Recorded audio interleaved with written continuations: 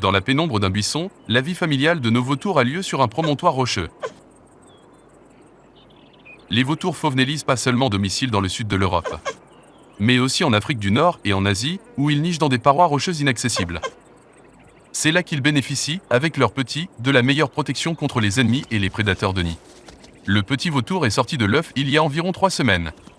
Et comme les vautours sont des parents aimants, un des deux reste toujours au nid, pour monter la garde. Rien n'échappe à son œil aiguisé.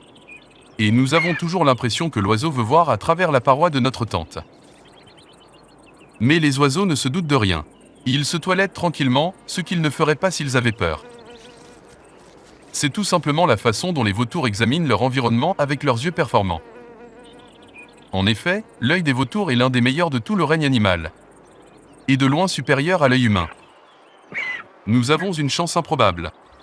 Le vieux vautour commence à nourrir ses petits juste au moment où nous finissons d'installer le matériel.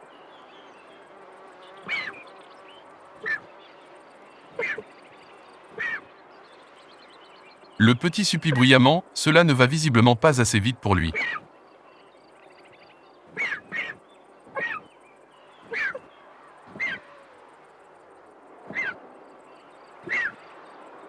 On le voit maintenant clairement.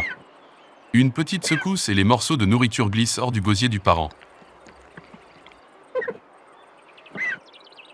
Contrairement aux autres rapaces, les vautours fauves transportent la nourriture pour leurs petits dans leur jabot. C'est très avantageux pour le petit, car dans le jabot, la nourriture est prédigérée avec des sucs gastriques reflués. Elle devient ainsi plus digeste pour le petit vautour. Chez les vautours, le jabot est particulièrement extensible. Il permet de stocker de grandes réserves de nourriture. Il s'agit là d'une particularité bien utile, car en cas de famine prolongée, les vautours peuvent puiser dans leur jabot pour subvenir à leurs besoins et à ceux de leurs petits. C'est ainsi que s'explique la gourmandise apparemment démesurée des vautours. Puisqu'ils ne trouvent pas de la nourriture tous les jours, ils doivent faire des réserves, exploiter les ressources alimentaires présentes.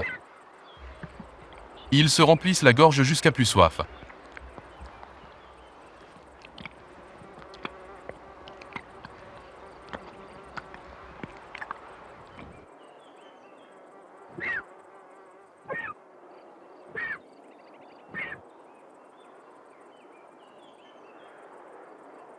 Après le nourrissage, l'adulte fait de l'ombre. Cette démarche donne de surcroît au petit un sentiment de sécurité. Ses supplications se sont tues. Il est rassasié et satisfait. 4 heures plus tard, le deuxième vautour apparaît. Il se dirige vers le nid et, pour ralentir sa course, il laisse pendre ses pattes. Un peu à la manière des volets d'un avion. Grâce à une technique minutieuse, les grands oiseaux attaquent le nid en contrebas. Puis amorcent leur descente en battant des ailes. La relève pour le premier vautour est arrivée. C'est maintenant à son tour de partir en vol de recherche. À notre surprise, le vautour est déjà de retour et nous assistons à un moment rare. Il a apporté de l'eau au petit.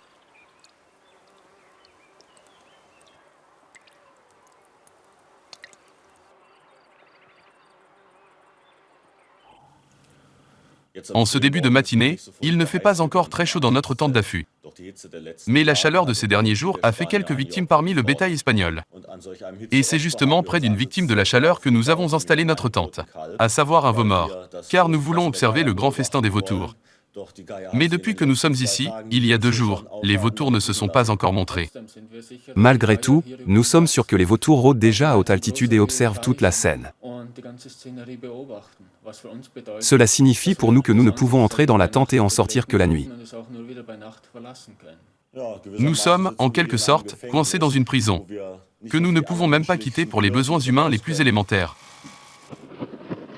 Nos caméras tournent et enregistrent le comportement des 2 premiers vautours, qui tournent autour du pot.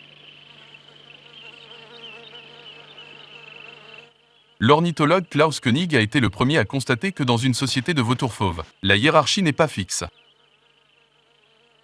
Chez ces oiseaux, c'est la faim qui régit la structure de la hiérarchie.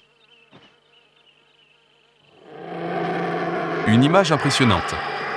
Avec ses 2,60 m d'envergure, le vautour en position de maître réclame le veau entier pour lui.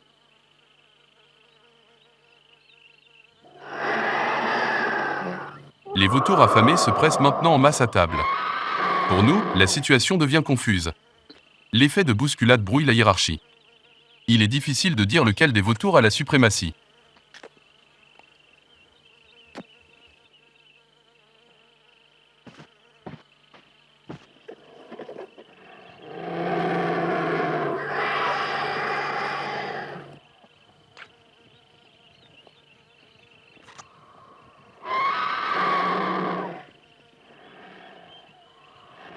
La bête battura lamentablement. Et pour couronner le tout, le pauvre oiseau est immobilisé et saisi au cou par son assaillant. La loi du plus fort, comme au Far West. Le plus fort, le plus insolent, reste vainqueur. Pourtant, les bagarres ne sont pas aussi dangereuses qu'elles le paraissent. Nous n'avons jamais observé de blessures graves. Les mécanismes régissant la hiérarchie sont basés sur des rituels. D'abord s'imposer. Ensuite, la menace. Ce n'est que lorsque ces deux éléments ne sont pas observés que l'on se bat. Ce combat ne doit cependant pas endommager le congénère, ni le mettre hors d'état de nuire. Il doit seulement faire comprendre à l'adversaire qui est le maître actuel. Ici, le vautour nous démontre les avantages de son long cou presque nu. Sans avoir à ouvrir le derme tenace d'un cadavre. Le vautour atteint les viscères et les parties musculaires uniquement par les ouvertures naturelles du corps. Il n'est pas exclu que la tête et le cou soient souillés de sang et de saleté. Mais grâce à la texture particulière de ses plumes éparses, toute saleté est presque spontanément rejetée en séchant. Gourmandise et satisfaction à profusion. Les acteurs de cette bataille torride autour du buffet froid offrent un tableau en couleur. À force de le mater, son avidité augmente jusqu'à l'excès. L'eau coule dans son bec, elle déborde même littéralement. Au point de dégouliner.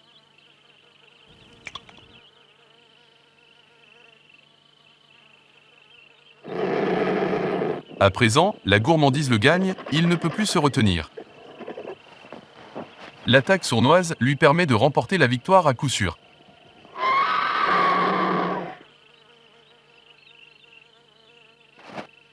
Mais alors qu'il s'apprête à savourer sa victoire, il est pris à partie.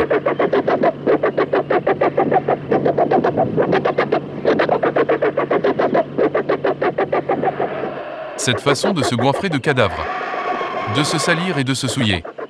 Tout cela leur donne une image déplorable lorsqu'on les observe brièvement. C'est pourquoi les anciens peuples autochtones considèrent les vautours avec une crainte sacrée, en dépit de leur activité répugnante. Nous devons garder à l'esprit que de vastes zones tropicales de notre planète ont été préservées d'une pollution massive. Les vautours sont des oiseaux hygiénistes qui font le ménage dans tout ce qui est en putréfaction.